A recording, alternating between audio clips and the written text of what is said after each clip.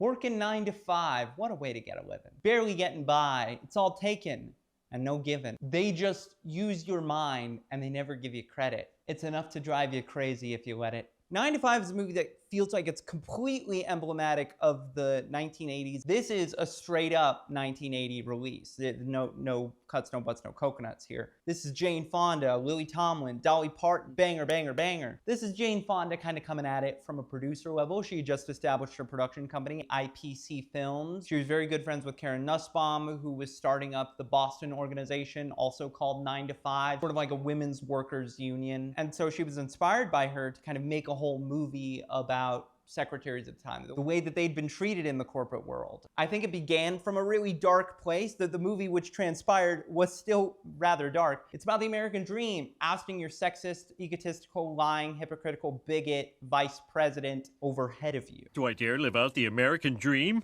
But she ended up feeling like maybe they could get across the message less preachily, you know, for the time, if it was in like a comedy superstructure. So she gets some real comedy powerhouses involved: Lily Tomlin, Dabney Coleman, an old Hollywood legend in the form of Sterling Hayden, and the icing on the cake, the cherry on top, newcomer, and as they called her, the key to the West, Dolly Parton herself. I think that's why people seem to come back to this one, because there are other amazing feminist masterpieces out there, and you could say it's just like a product of its time, stylistically speaking. I know it's a decade apart, but it feels in line with like early Touchstone and stuff like that. You know, Jumpin' Jack Flash, 3 Men and a Baby, like that style of movie. But then it's like everyone's electric here. Dolly is electric here. And her song, her theme song, has really stood the greater test of time. I heard it on repeat all the time growing up, you know? Maybe it's just because I'm from the South. You wouldn't know it from my lack of accent, but I'm from the South. 9 to 5. It's a movie that deserves your attention. It deserves not to slip through the cracks. It's one of those movies I'm surprised hasn't been remade yet. Although give it 5 minutes. J-Law, be sure to pick up the phone.